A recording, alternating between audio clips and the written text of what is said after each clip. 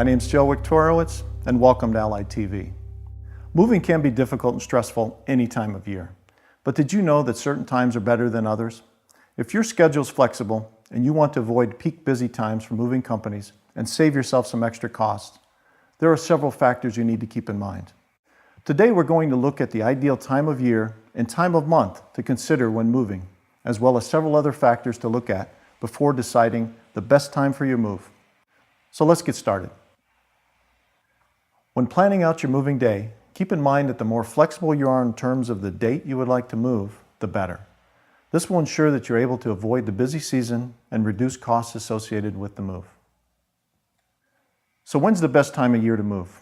Most companies will tell you either in the spring or fall. This is the time that movers are usually less busy and will most likely be able to offer you a better rate on your move.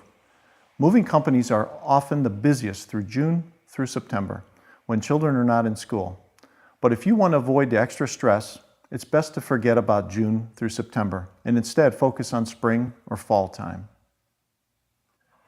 Now that you know the best times of the year to move, let's talk about the best times of the month. Deciding to move at the beginning of a month is usually your best option. Moving companies are busiest mid-month and end of the month. Also, keep in mind that moving on weekends usually will cost you more than moving during the week.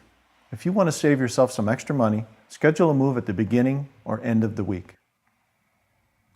While time of year and time of month are important considerations to keep in mind, it's also crucial to look at other factors as well. If you have children who are currently enrolled in school, it may be easier on them if you schedule to move over the summer or over a holiday. Although this will be a busy time for moving companies, it may help reduce stress on your children. Besides considering children, you should also think about your employment. If moving for work, you may have no say-so when it comes to moving date and time. Be sure to coordinate with your employer to find the best option for both of you. Another factor to keep in mind is the availability to move into your new home and when you're required to be out of your old one. You wouldn't want to schedule a moving day and then realize that your new home isn't even ready to be moved into. It's best to check both of these dates beforehand. Now that you know the moving factors to keep in mind, let's talk about how far in advance you should schedule your move. Selecting a moving company should be done as far in advance as possible. Once you compile a list of your top 3 moving companies, call each of them. Receive in-home estimates and choose which one you think is best for your move. Coordinate with the company and be sure to have your final moving date set at least 6 weeks in advance.